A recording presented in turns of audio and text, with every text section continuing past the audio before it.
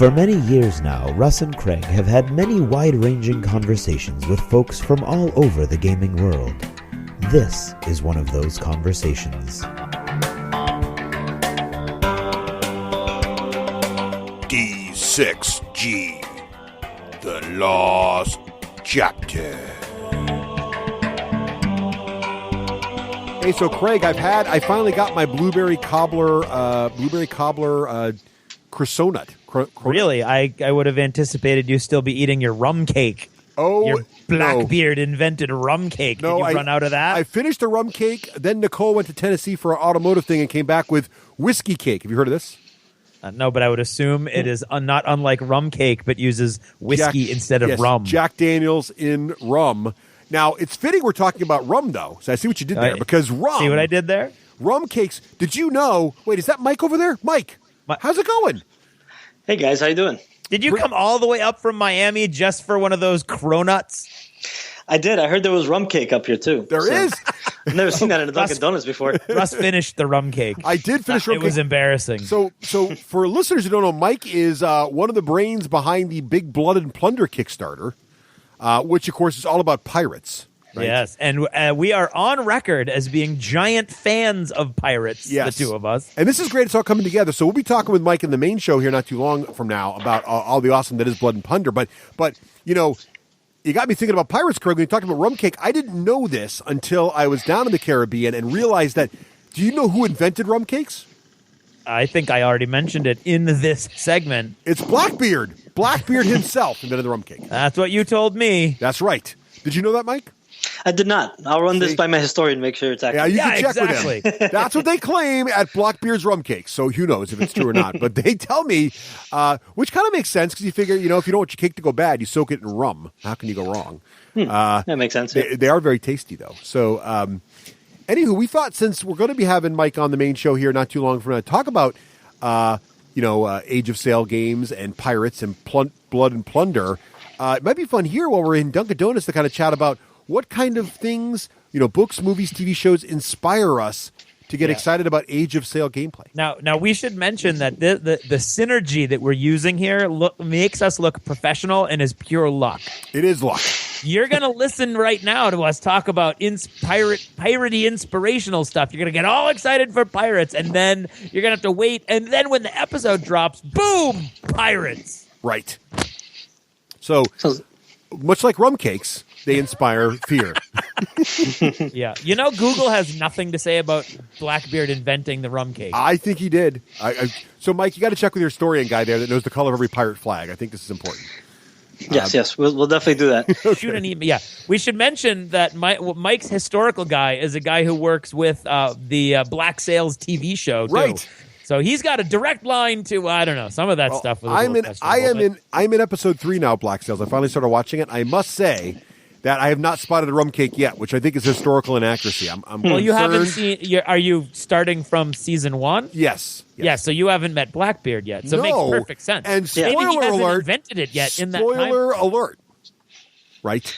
I'm not supposed to know Blackbeard's coming, Craig. Come on. Well, you don't know that. You don't know that he is coming. Good. Phew. So speaking of Black Sails, so that's a really good intro show. Look at that segue. I know, like a professional. So, Mike, what are some of your? Obviously, Black Sails is really. I'm enjoying it right now. It's obviously a great show to get you all excited about pirates and Age of Sail. I don't know how realistic it is, but it's pretty good. Mike, how realistic is it? Yes. According to Mr. Benison Little, who is their historical consultant, it's reasonably realistic, but with the exception of a lot of the imagery. Like, for example, I was commenting to my wife, and I'm not sure why they decided to dress Vane as a South American pop star instead of a pirate. Good point. Yeah, I thought that was an interesting design choice, but a lot of the tactics and stuff, and a lot of kind of the attitudes and things of that nature are pretty authentic from what I've gathered. Yeah. See, now and this is excellent. You're here, Mike, enjoying some rum cake and coffee with us here in Dunkin' Donuts because I think it's awesome. We get paid by Dunkin' Donuts. Now I want to ask Mike for every single one of the things that have always inspired me about Age of Sail, how accurate they are, because I pretty much think since you've consulted with an expert on your game, you are then now through the transitive You are now property as of close gamers. to an expert as we have. Right. Yeah, well, You are an I'll expert. do what I can. All right, excellent. So that's Black Sails. Craig, what about you? Why don't we do round robin? So why don't you pick one of the shows or books or whatever that's inspired you for Age of Sail? Mike, actually, on the main show, you mentioned that you kind of like look at more of the historical stuff, and you're more excited about the real history than the fantasy elements of it. So I'm excited for us to get down to your points, because I want to hear some more about Sea Rover's practice and some other things. But did you check out last summer's Blackbeard TV show with John Malkovich? Oh, unfortunately, I did. Yes, I did. Oh, unfortunately, I didn't. I wasn't crazy did not about approve. it. He was Malcolm. What's it? Malkovich? Yeah. He was a- John Malkovich. He was a pretty cool character that wasn't Blackbeard at all. So your historical spider sense was tingling in that because you know Blackbeard so well, he wasn't playing Blackbeard. Not even historically, really. Just in general, just like the popular image of him. Like, I mean, first of all, no beard. Well, yeah, problem one. Let's just Distinct start lack there, of right? beard, right? There's no black beard. Right. Mike, he was in hiding. I can only imagine Malkovich being approached with a part like, okay, I'll do it, but I'm not growing a beard. The first thing you would do if you're hiding and your name is Blackbeard would be to shave. That's a fair point. I suppose that's true. But I mean, it's just I'm weird. not. Like, I see your point. Yeah. he's walking around in the silk Asian clothing, and he's got this strange palace he lives in with all these trinkets. It just seems very odd. All right. I don't know. So you're gonna so I think we did a rating scale now, Mike, for a scale of 1 to 5. How historically accurate is a given show? So How now many? Give it 1 to 5 skull and swords. yes. So how many skull and Or crossbones? skull and is bones. Skull and bones. Black Sails for historical accuracy versus Blackbeard.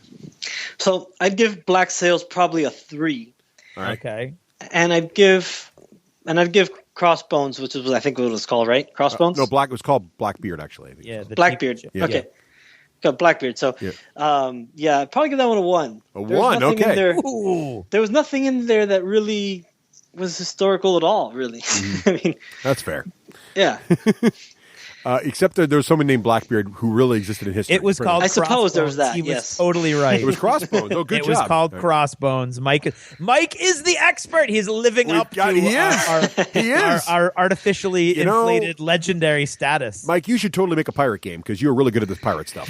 It's a good idea. I think I'll consider that. And you know what? If you Google it, all the pictures of him dressed in his Asian costumes pop up. Right. My memory of enjoying this show is now embarrassing me. Well, but you know what though? That's It okay. seems You like- can enjoy the show. It's just So you know. Mike, riddle me this. It does seem like folks who do pirate movies tend to like to sprinkle in a lot of Asian flair. Because if you think about Pirates of the Caribbean, the movie, what was Yeah. it, the second or the third one, where all of a sudden like the Asians invaded, or they invaded Asia essentially because they're all of a sudden fighting in this Oriental. Yeah, geography was only vaguely involved. I mean, we're in the Caribbean. I thought, what happened? Right. you know. Yeah. That I think they kind of started that trend. Honestly, the Pirates of the Caribbean. I think because after that is when you start seeing it. Before that, if you watch any old Treasure Island movies or Errol Flynn or something, you don't see any Asian guys. No, anywhere. there's No, that's true. Good So- point. So I think they kind of started that trend and just kind of ran with So it. Even we in Black blame- Sails, they got this random samurai guy there. That's a good point. We'll blame Disney and Pirates of the Caribbean then for and Johnny Depp for. So how would you rate? Since we're there and you've got an official rating system now, how would you rate? Now this is an awkward question because Pirates of the Caribbean clearly has undead and sea This monsters. is well in it. loved. So well that too. So I don't know if historical accuracy. Let's ask the question: how accurate were the pirates? Did the pirates feel in Pirates of the Caribbean? So image wise, probably not that bad. They're probably pretty good. Well, you got to rate them. You can't just say that. That kind of dirty look. You know, some of them are a little overdressed. That's to be expected. But they definitely didn't act like pirates very much. They didn't do much, plundering or raiding. They kind of just ran around on quests and stuff. Mm-hmm. More like definitely fits into the fantasy world that they've kind of created for it, though. It's not trying to be historical fiction like these you other can tell. shows Right. are. Yeah, So, they're not. yeah. So it works That's a for fair them. assessment. It's kind of a mix of a bunch of different time periods and stuff. So it's I think it's okay. It's okay for what it is. I enjoyed the movies. We'll give it a 2. Now, let me ask you this, though. What about this concept of the Pirate's Code? Because Pirate's Code. Is that a Pirate's thing? Code is kind of a thing, kind of sort of a thing. Yeah. What pirates would have, there wasn't generally a universal code amongst all pirates, but each pirate crew would have, their list. They're kind of like their, not each one, but definitely some of them did this, where they would write down kind of the articles of their expedition. So they'd go on this specific, plundering expedition, and it would detail kind of the rules and the dividing of the plunder, who gets what, certain bonuses. Like if you lose your leg, you get this much more extra money and stuff like that. So that's where they get that from. So that's it's just a little bit of a stretch on a realistic thing. All right. That also explains why they all have peg legs, because you get an extra cut of the share. So why not? Yeah, exactly. Use the leg. Right. Very cool. So there was a couple of So is that 2 skull and bones for the Pirates of the Caribbean, or what would that be? I think we can give it a 2. Okay, we can give it a 2. It seems fair. Seems fair. Considering it's a fantasy setting, right? Yes, and it beats true. Crossbones. It's so built there you in. go. Yeah, Yep. right. Yes. Built in. So, okay, Mike, you've got to pick one. So Craig picked Crossbones to talk about. I snuck in Pirates of the Caribbean in there again. So, Mike, what's one of your favorite inspirational sources for this stuff? All right, so definitely for me, it's got to be Master and Commander. Oh, yeah. Oh, So- look at that. It's not actually a pirate film, but it's still, and it's way past the period in which I'm most interested. But it was just so brilliantly well done. It was fantastic. Now, are you talking about the movie or the books, or both? I've only seen the movie. I have yet to read the books. I own 2 of the books, and I haven't gotten around to reading them yet. Oh, the books are great. Yes, I'm thinking of maybe picking it up on an audiobook now that I've got a painting project coming up. They're fantastic on Audible. I own all of them on Audible. I've listened to all of them. I think you'll really enjoy them. And as someone who actually sails, which we'll learn about the real later, I think you'll really enjoy it, because it's very technical. There's some scenes in there that are very technical sailing wise in the books. So if you like that sort of stuff and how they did the rigging and everything, it's all in there, which is nice. If you like that level of detail. Yeah. It's I've read some. I've read a few books in a similar vein, but I wanted, since I kind of saw the movie, I wanted to see what other sort of writers were doing. Yep. So then I was going to go to the books and just never did. But definitely. How would you rate that movie on a scale of your Skull and Crossbones for historical accuracy and the feeling of what it's like to be on an Age of Sail ship? Oh, that's right at the top. What was the rating up to? 5? Up to 5 Skull and Crossbones. Nice 5 A for Master fiver. and Commander. Yes, I would agree Yeah, with that. they definitely did a great job on that one.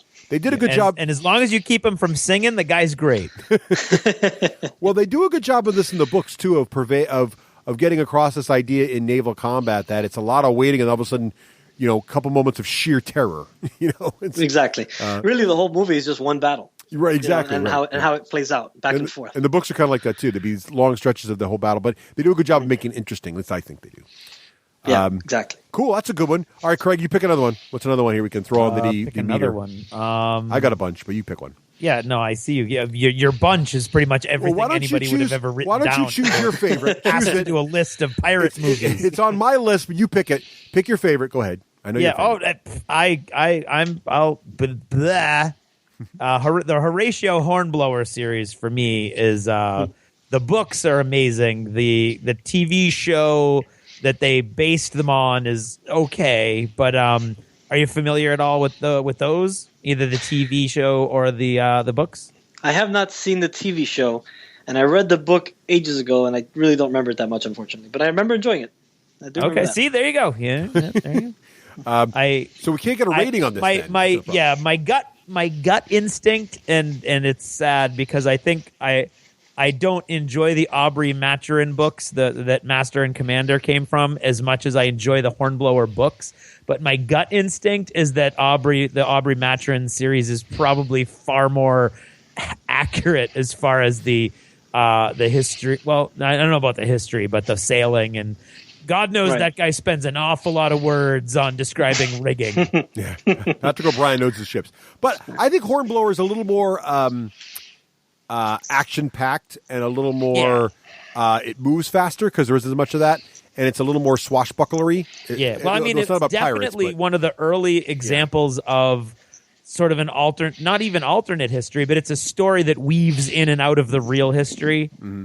You know, like there's the book where the whole plot revolves around him being in charge of Admiral Nelson's funeral procession and things like that. So that I think that's cool. But you're absolutely right, Russ, where it's kind of like weaving a swashbuckling story through the actual historical events. Well, let me ask you this, and maybe this will help us rate the historical accuracy of this one. So I distinctly remember, Craig, and you can correct me if I'm wrong, if I'm only remembering one time in the books or if it happens a lot. They seem to like their fire ships in Hornblower. You know, meaning well, there's one major example of the fire ships. Is that something they really did? Oh yeah, fire ships was definitely a thing. All right, definitely, it's a pretty terrifying thing too. Because what most people don't realize about sailing ships is that they're literally covered in tar and like oils and stuff, to keep them weatherproof. That's what makes them so flammable. Not so much that they're made of wood. Right. So, the giant fire traps. Exactly. So we'll give them 3 stars for Hornblower then, since it's got fire ships in it. That's my complex rating system. Andy wears a cool hat, so that's always good. All right, Mike, what's another one for you? Another one for me. Let's see. Well, it's not really is like history books allowed? Oh yeah, cool. Is that permissible? Sure. That's kind of where I was hoping you'd go. Absolutely. Yeah, right. All right, great. So again, another one by Benderson Little. He's got one called The Buccaneer's Realm, and he just goes kind of real deep into the tactics of the Buccaneers, especially post Henry Morgan time. So it gets into the later part of what we're doing in Blood and Plunder, and it gets into a lot of examples of some small little skirmishes that are recorded and stuff. I love those little obscure things like that. And so he gets into like the Spanish. He goes on to like the Spanish lanceros, which are these like cattle hunters that are just running around the woods with spears, slaughtering buccaneers left and right. And it's just really interesting stuff. Very cool. Now, these books, both you mentioned the Sea Rovers Practice and the Buccaneers Realm, are they? I mean, they're historical, right? But how do they read? Are they reading like stories, or do they read more like sort of just not just, but more like reference works? No, not. They definitely are more like reference works. Okay. They just kind of describe things and go into detail. There are some, bits where he goes into, specific instances of what happens. But generally, no, it's very textbookish. That's but cool. In a good way. So they're good for you if you A, just really, really passionate or interested in that era, but B, if you're running an RPG at that time period, you just want to learn about it, or maybe you're going to run an Age of Sail game and you want to kind of learn some things, it's all in there, which is cool. Those are good references. Cool. Very good. All right, Craig, got another one? Isn't it your turn? Okay, sure. I believe it's your turn. All right. I have a video game one. Mike, do you play any video games?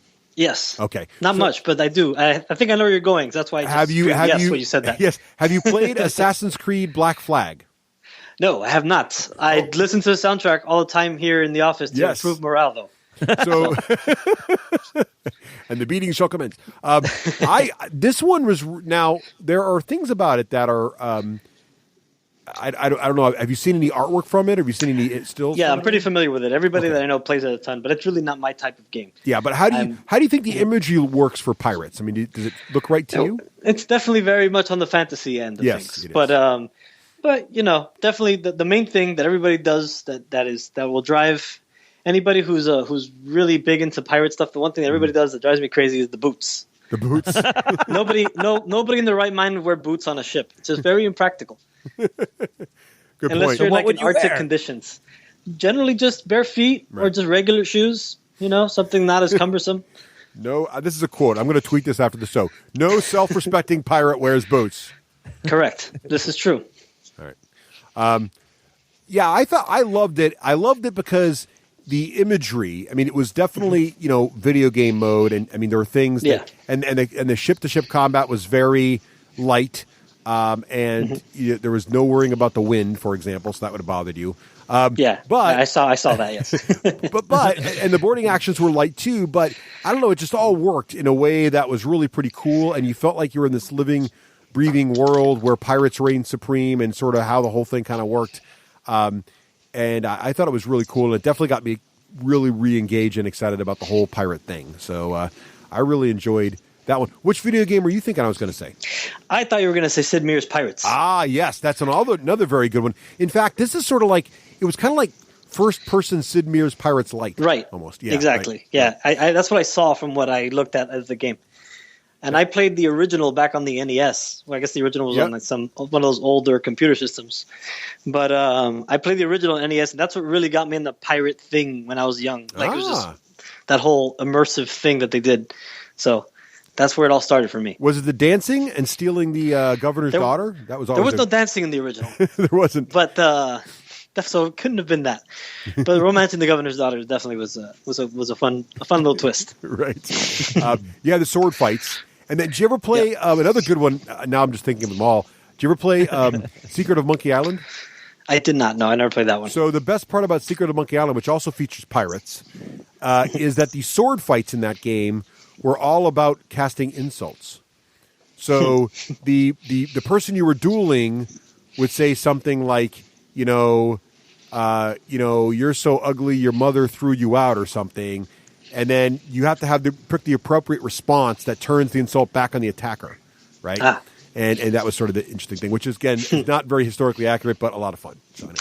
Yeah, that sounds pretty interesting, actually. Sid Meier's Pirates is pretty good. All right, so how would you rank Sid Meier's Pirates in terms of historical accuracy?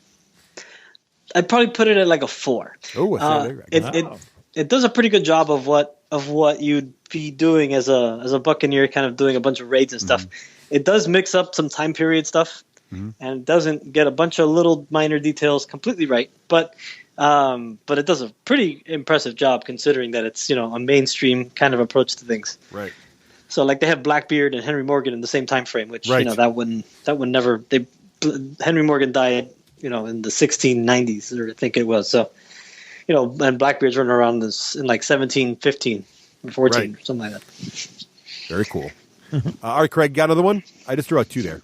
Yellowbeard. Oh, gosh, that's a great one. I forgot about Yellowbeard. Oh, how can you forget about Yellowbeard, where he's like toting his son around only because he's got the pirate map, the treasure map tattooed on his head, right. And he was convinced that he shouldn't cut his own son's head off.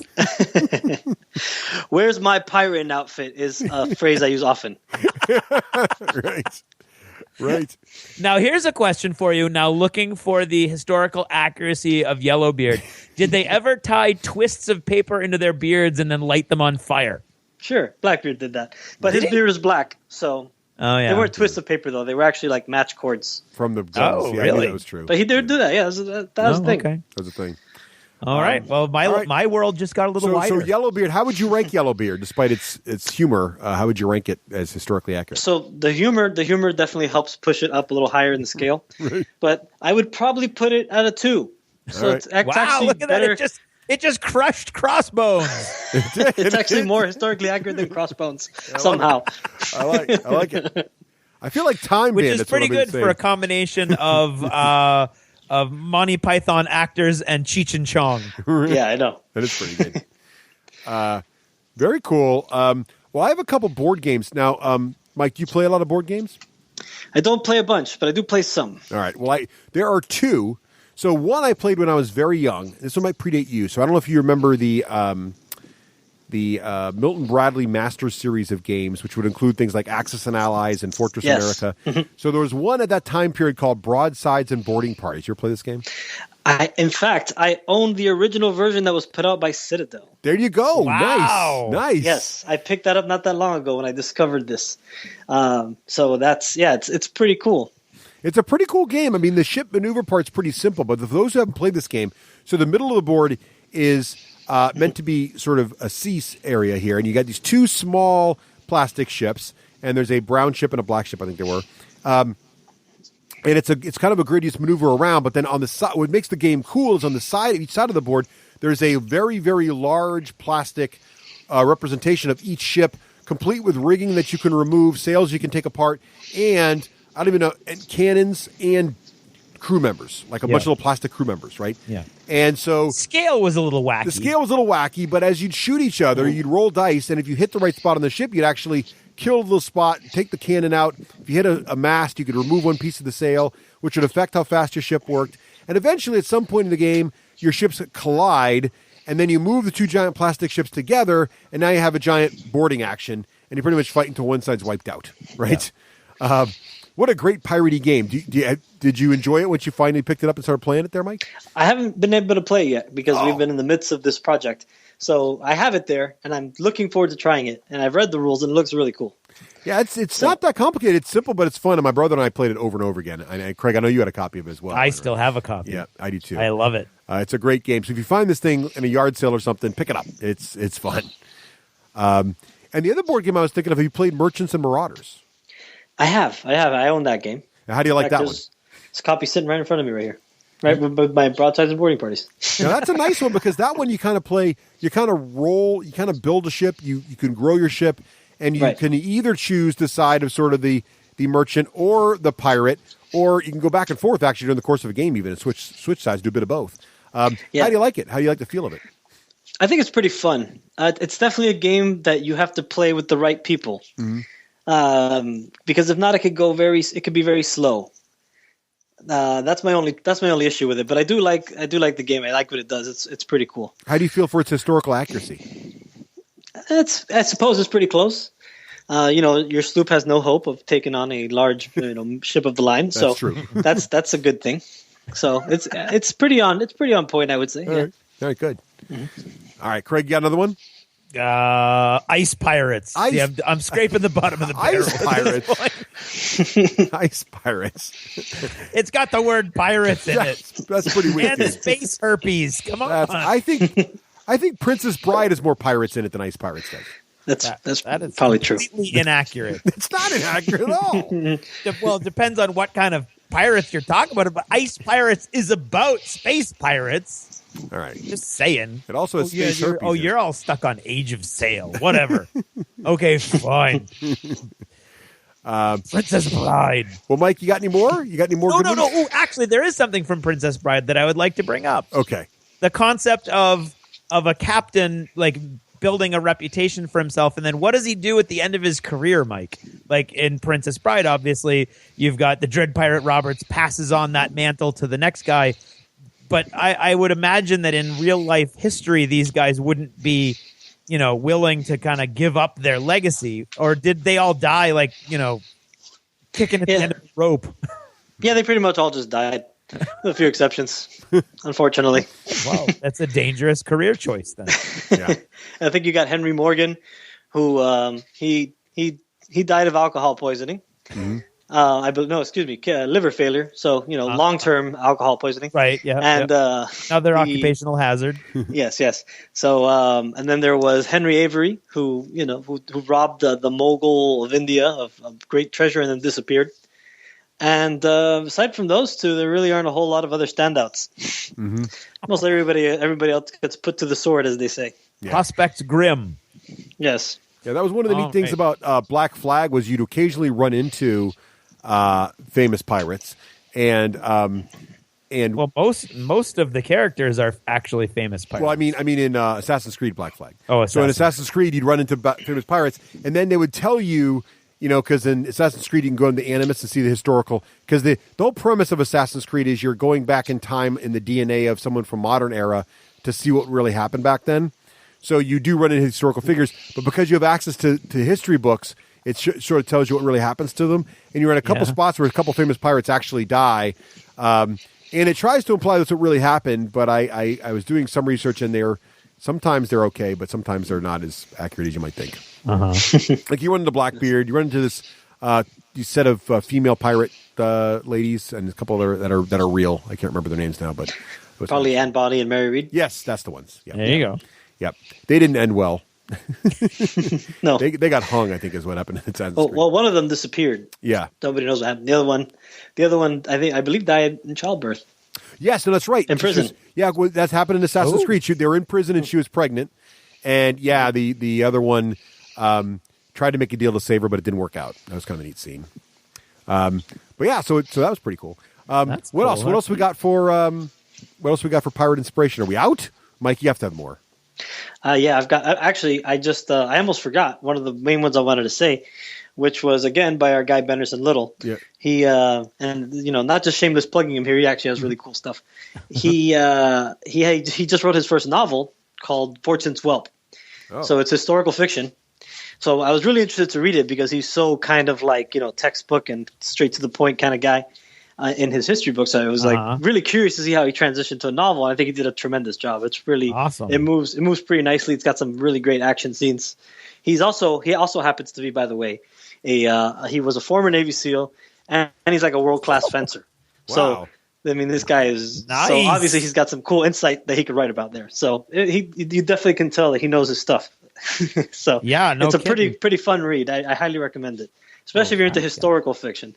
With a good, and he keeps it all very historical, of course. He even clowns on wearing boots at sea. He goes, nobody would wear boots at sea. It says it in the book. It's great. I love that part. That right there is all I needed to read. I don't think I knew boots at sea was a thing. Now I'm going to watch for it. You got me onto this. Oh, they're all wearing boots. They are. We always wear boots. Actually, that's how at you sea. tell the captain he's wearing boots. Everybody else is barefoot. Right. That's true. But now I'm going to watch for all these things like black sails and crossbow. I'm going to watch for boots now. You got me watching for these things. Yeah. Neat. So I would imagine a really professional captain would take his boots off, put them in his his chest, and then run around. And then run around barefoot barefooted. so he could climb the rigging and whatnot. Effectively, right. Yeah, I'm with you. Yeah, pretty much people just wore boots when they were riding horses, generally. Yeah, or in very, very cold places. Right. Fun fact about the boots, actually. Part of the misconception that started with the boots was that during the late 17th century especially, a lot of times men would wear these really thick, heavy socks. And that's what you see folded over, and they fold over on top, and they'd be like all wrinkly, right? Yeah. And that's what you see when you see the boots that look that way. Those were actually socks. Oh, so they're wearing like those little buckle shoes with socks, and you're looking at that from a distance thinking it's a boot. Right, because it's a big, baggy, like thick thing. Oh, see, I learn something new every day. I was in a play once that wasn't a pirate play, but it's called play. The Rover. No, so my costume was all of the main characters were dressed very similar to pirate captains, and my boots were not socks. They were not socks. They were big leather things that folded over. See, incorrect. Yes. So those would actually have been socks in reality. And they so that's disappointing. Right. That's downright disappointing. I'm sorry to be the bearer of bad gonna, news. Yeah, I'm not. I have learned this now. I'm going to watch this like a hawk. This is a very educational I have learned so episode. much from this episode. Unfortunately, I'm full of information that just dispels so many pirate myths and things All right. that Give us your You're like a buzzkill. You're a it's not a good thing to buzzkill. talk to me. It's not a good thing to talk to No, me this about. is excellent. What's your number 2 most pet peeve about pirate misconception about pirates? Oh, you may not like this one though. I can mess up a lot of people with the this boot one. So just Should I? Bring it out. Okay. Do it. Rip The Band-Aid. flags. Okay. Uh-oh. Most of these flags that you see that represent certain people are fabrications. They're not real. Like Blackbeard's famous flag with the horns and the heart being pierced. Not a real thing. There was a guy who actually flew. Emotional tie to the flag, so I'm okay learning that. I kind of knew that. okay. Didn't they fly fake flags of the countries to fake people out? That definitely happened. They would definitely fly the skull and crossbones and the skull and various versions of that. That definitely was a thing that they did. But a lot of the famous ones like Henry Avery has a flag where it's got like an earring on it. Jack Rackham has the flag with the swords. Those are all fake, unfortunately. So there was that seems like a recent thing because I seem to remember when I was a kid, all the pirate shows always just showed the skull and crossbones, and then recently everybody's got their own specific piratey flag, and you're saying that's not really real, right? Somehow it kind of permeated. Even if you look in Osprey books, like Osprey has a book about Blackbeard, and it's really good, but it shows the flag, and I was like, man, they missed that. So and you're like, question that now. That makes you question the whole thing. The whole thing could be wrong. All right. So number 1, no boots. Number 2, no people specific flags. Right. What's number 3? We got to get through everything's 3s. So number 3, let's see. How about number 3 would be? Oh, here's a good one. The ships.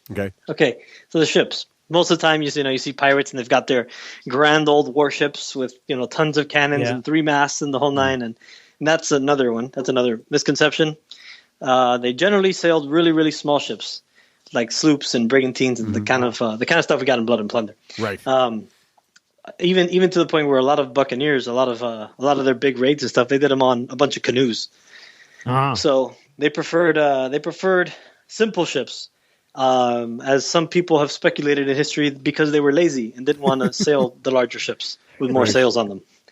So, all right. So there you go. So no boots, no flags, and or no specific flags, and smaller ships.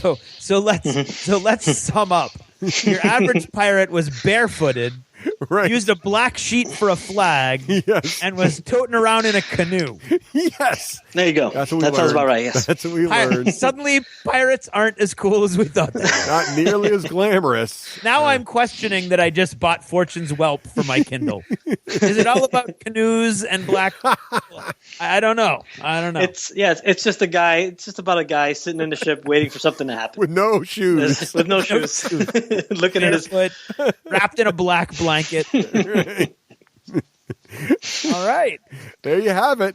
Well, Mike, thank you so much for joining us here in Dunkin' Donuts today. You might have missed the title, Mike. It was Inspiration. Inspirational fiction. Not whatever the opposite. What's the opposite of inspiration? So I feel I should leave this. I should leave this on a more positive note. Then. Okay. And I should just go ahead and put out that they were the Buccaneers of our period in Blood and Plunder were like famous marksmen. So they were fantastic with their muskets to the point that they'd shoot the control lines off of opposing ships with their musketry. Oh, wow. So they That's could, great. There's some cool stuff there for you to Okay. close on, so we don't leave it on a So low I'm note. inspired on shooting accuracy. Excellent. You know what you Yes. did? You enervated for pirates. Wow. There's an antonym right there. I'm not even sure what that means, but okay. We'll go with it. Enervation. Okay. Excellent. Well, Mike, thank you so much for joining us This here was today. awesome. And talking about this inspiration and setting us all straight on the proper ways Footwear, pirates live. flags, and actual vessels. Right. And we'll have Mike on the show here in about a week or so to More pirate talk more goodness. about his piratey goodness, Blood and Plunder. Arr. Oh, did they say R? Probably not. No, don't tell me. Don't tell. Great stop.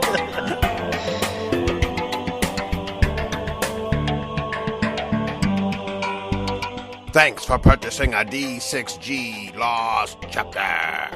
Supporting the show helps it grow.